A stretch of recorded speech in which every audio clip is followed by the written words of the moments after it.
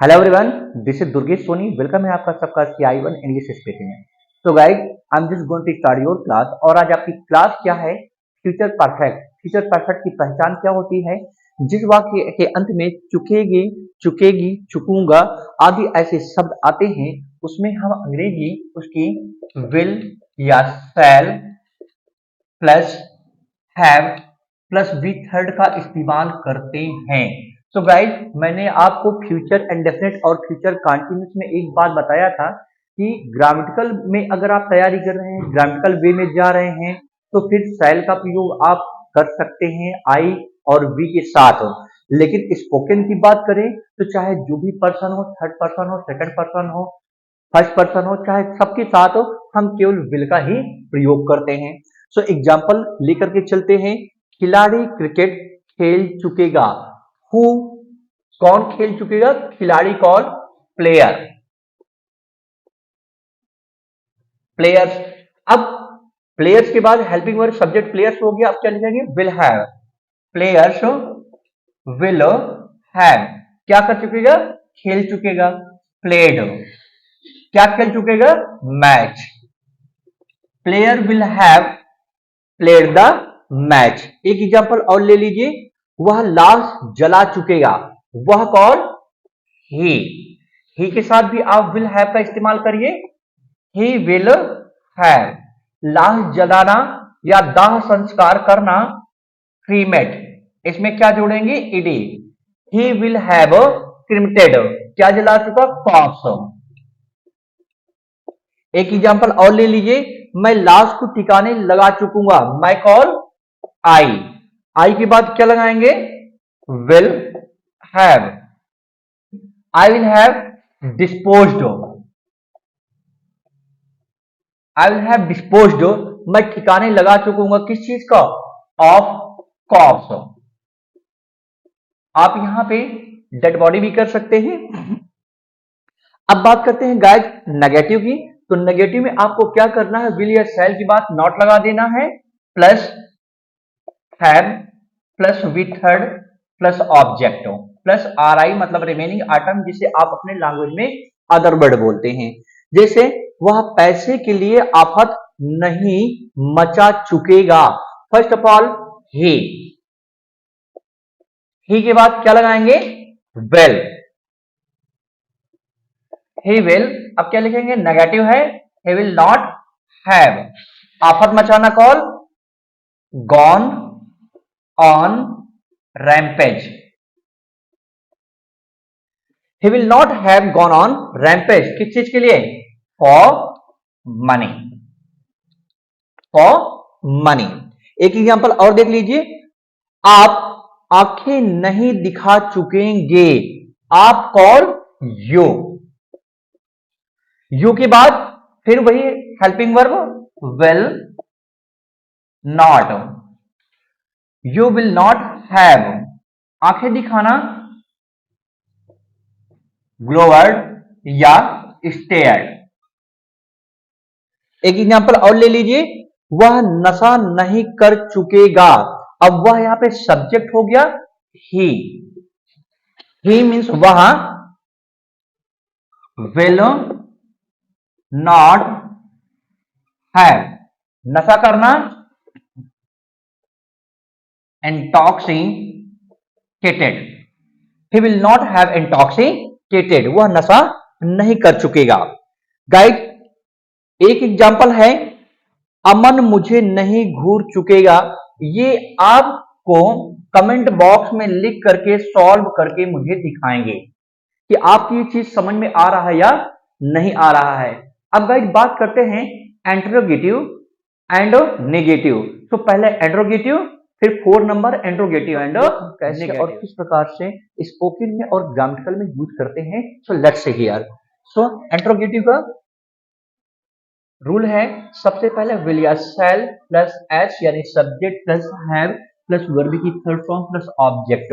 Example है, क्या आप मुझे अंधेरों में रख चुकेंगे। तो क्या नामक शब्द पहले आया है, तो क्या के अंग्रेजी हम क्या करेंगे? वेल से चालू करेंगे। So well. Then subject, subject कौन है? आप। Will you. उसके बाद क्या है? Have, will you have, will you have अंधेरों में रखना deceive,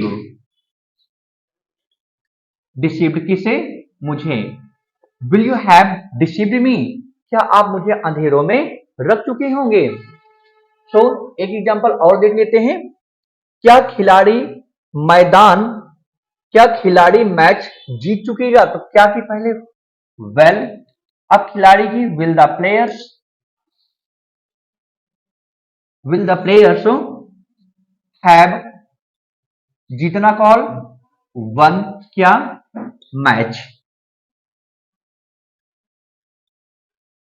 will the player have one the match. So I think ये चीज आपके समझ में आ गया होगा। क्या आपने मेरी हेल्प कर दिया है होगा। Will you have help me, क्या आप वहां जा चुके हैं। Will you have gone there, क्या आपने मोबाइल तोड़ दिया होगा। तो will you have broken the mobile. तो ये चीज आपके समझ में आ गया होगा।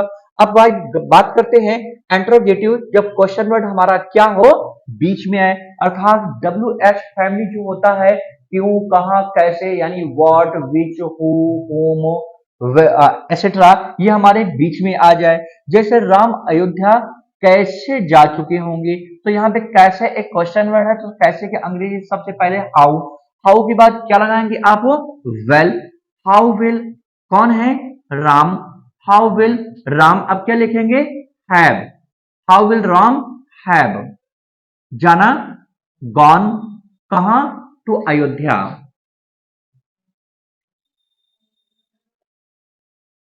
एक और एग्जांपल देख लीजिए, वह घोटाला क्यों कर चुका होगा, या वह घोटाला क्यों कर चुकेगा।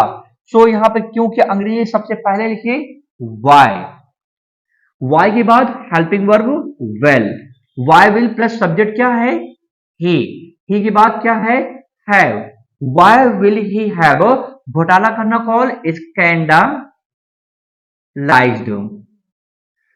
वाई विल हैव स्कैंडालाइज्ड घोटाला क्यों कर चुका होगा। सो आई थिंक इंट्रोगेटिव के जब क्या नामक से पहले और इंट्रोगेटिव की जब क्या, कौन, कहां, कैसे बीच में आए, ये दोनों आपके शानदार ढंग से समझ में आया होगा। अब चौथा नंबर गाइड बात करते हैं इंट्रोगेटिव एंड नेगेटिव, अर्थात जब हमारा क्या नामक शब्द और नेगेटिव दोनों आ जाए। जैसे क्या वह मुझे गुमराह नहीं कर चुकेगा, तो सबसे पहले क्या के अंग्रेजी क्या लिखेंगे, well, so will plus subject क्या है, ही, विल ही, अब क्या है, not, will he have not, will he not have, गुमराह करना, मिस इन्फॉर्म, किसे, मुझे। सो क्या पिताजी आपको पैसा नहीं दे चुकेंगे, तो फिर क्या नामक से पहले आ गया, तो क्या क्या अंग्रेजी क्या लिखेंगे, विल, पिताजी कॉल, विल द फादर, अब क्या है, not have given, will the father not have given you money। तो आई थिंक ये भी आपके समझ में आया होगा। अब बात करते हैं गाइड इंट्रोगेटिव का, जब क्यू डब्ल्यू अर्थात क्वेश्चन वर्ड तथा नॉट दोनों बीच में आ जाए। अब देखेंगे यहां पर क्या और नहीं दोनों बीच में आ गया, तो जब क्वेश्चन वर्ड हमारा बीच में आता है, तो उसकी सबसे पहले हम अंग्रेजी क्यू डब्ल्यू अर्थात क्वेश्चन वर्ड चालू करते हैं। तो क्या की अंग्रेजी यहां पर क्या लिखेंगे, व्हाट, व्हाट के बाद क्या लगाएंगे, वेल, व्हाट विल, सब्जेक्ट क्या है, व्हाट विल ही, नशापत्ती, what will he not have, नशापत्ती करना call intoxicated, what will he not have intoxicated, क्या हुआ, नशापत्ती नहीं कर चुकेगा। एक एग्जांपल और देख लीजिए, गुंडे क्या हफ्ता नहीं ले चुकेंगे, तो क्या नामक शब्द फिर आपका बीच में आ गया, इसलिए सबसे पहले आप व्हाट लिख दीजिए, व्हाट प्लस हेल्पिंग वर्ब यानी विल, व्हाट विल, सब्जेक्ट क्या है, गुंडे, व्हाट विल गूंस, अब क्या है, not, then have,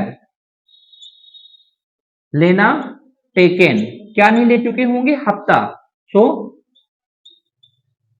protection money. I think ये भी आपके समझ में आ गया होगा गाइस। सो कुछ इसकी पहचान में एक तरीके से और बता दूं, आपने मेरे हर एक सेंटेंस में एक चीज देखा होगा, चुके होंगे, चुके होंगे, सब में देखे होंगे, चुके होंगे, चुके होंगे, चुके होंगे, चुकी होंगी, ये ऐसे वर्ड हैं। और भी डिफिनेशन है, मैं लिखा भी सकता हूं, जैसे चुका होगा, किया होगा, लिया होगा, गया होगा, गई होगी, पढ़ा होगा, आदि सब ऐसे आते हैं। तो आप खुद सोचो कि क्या ये डिफिनेटर सही है। जैसे वह वहां जा चुका होगा, अर्थात जाने का काम वो ऑलरेडी कर चुका होगा, तो ये हमारा फ्यूचर कहाँ है, ये तो पास्ट की बात हो रही है। जैसे पिताजी घर पहुंच गए होंगे, यानी आपने मुझसे पूछा कि पिताजी कहाँ है, तो मैंने कहा यार वो तो घर पहुंच गए होंगे, तो ये तो फिर पास्ट की बात हो गई ना, फ्यूचर की बात कहाँ हुई। और जैसे मैं ये कहूं कि मैंने नौकरी के लिए पैसा दे दिया होगा, तो होगा अर्थात ये तो काम चला गया ना, हो गया, ये तो पास्ट की बात हो गई, तो फ्यूचर की बात कहाँ हुई। तो इसलिए इसकी डेफिनेशन चुके होंगे, ये सारे वर्ड्स आते हैं। तो गाइस आई थिंक आपकी फिर ये अच्छे तरीके से समझ में आया होगा। और जैसे कि मैं हमेशा अपने हर वीडियोज में एक ही बात कहता हूं कि प्रैक्टिस करिए, जितना आपसे हो सके उतना प्रैक्टिस करिए, try to do the practice back to back, कोशिश करिए, प्रैक्टिस करते रहिए, और वो दिन दूर नहीं होगा जब इंग्लिश आपके हाथों में होगी। तो गाइस मिलते हैं नेक्स्ट वीडियो में, तब तक के लिए take care, have nice time.